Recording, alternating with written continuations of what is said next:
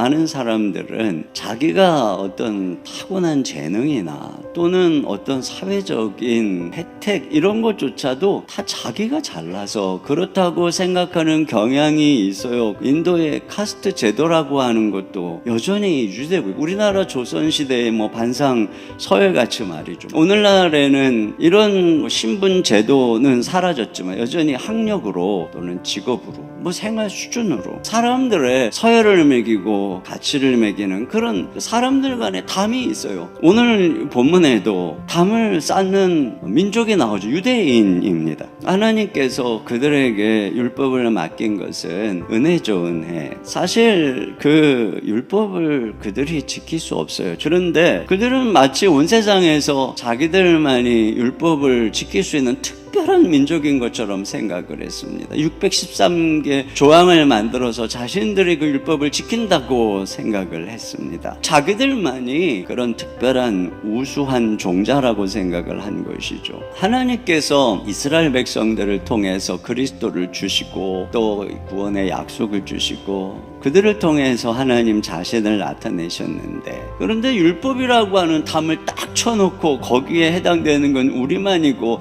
너희는 다 제외됐어, 너희들은 대상이 아니야, 이렇게 제외를 시킨 것이에요. 하나님은 율법을 통해서 자신들과 같은 우수한 종자들을 모으신다고 생각을 했습니다. 그러나 여러분, 이러한 담은 가짜입니다. 인간의 우열을 정하고 인간의 급을 나눈 그 모든 것들은 다 가짜예요. 이 담을 무너뜨리고 둘이 한 몸이 되도록 하신 것이 우리 주 예수님께서 하신 일입니다.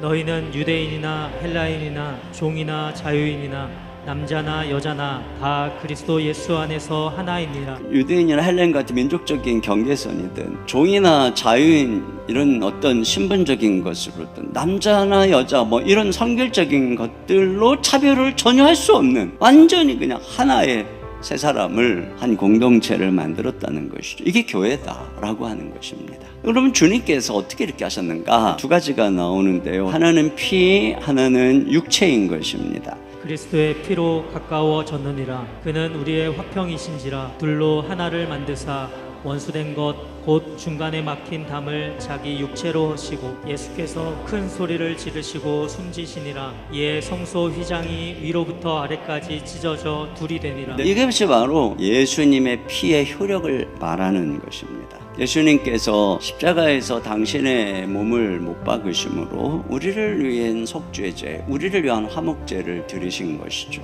그리고 그 피를 우리에게 뿌려주십니다. 우리는 그렇게 해서 예수님의 흘리신 그 피로 피뿌림을 받은 존재인데, 그 피로 우리가 어디까지 들어갈 수 있느냐? 하나님께서 그들을 가로막고 있는 지성소 휘장을 쫙 찢어버렸다는 것입니다. 길을 열어놓으셨다는 거예요. 근데 이렇게 휘장이 찢어진 사건을 오늘 본문이 뭐라고 그러냐면 율법을 폐하셨다는 것입니다. 그러니까 무슨 얘기냐면은 이제 살아계신 모든 율법의 모형의 실체이신 예수님이 오셔서 그분이 십자가에서 완전한 제사를 드리셨잖아요. 완전한 제물이 되셨잖아요.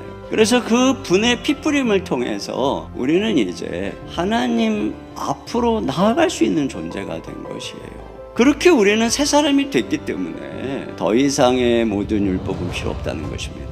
그런데 여기서 한 걸음 더 나아가서 이게 둘이 한 성전이 되었다 이렇게 얘기하고 있어요. 또 십자가로 이 둘을 한 몸으로 하나님과 화목하게 하려 하심이라. 둘이 한 몸이 돼서 이제는 하나님과 화목한다는 것입니다. 주님께서 원하시는 목적이 어디에 있는 것이냐면은 단지 우리가 이렇게 서로 친해지는 게 아니라 서로 원수되었던 사람들이 한 공동체를 이루어서 같이 하나님과 화목하는 것. 하나님께서 원하는 것이 그거예요. 그게 교회가 돼야 된다는 거예요. 하나님을 떠났고 자기들이 서로 불화하고 있는 이 세상에서 예수님께서 우리를 통해서 이루시고자 하는 것은 원수된 형제들이 서로 하나가 돼서 함께 하나님 앞에 와서 함께 그 하나님을 찬양하는, 이것이 하나님께서 원하시는 교회의 모습이고 이때 하나님이 기뻐하신다는 거예요. 우리들이 서로 잘 모르던 사람들이 또 차에 앉았던 사람들이 하나가 돼서 한 마음이 돼서 주님께 예배하는 것도 하나님이 기뻐하시고, 전혀 다른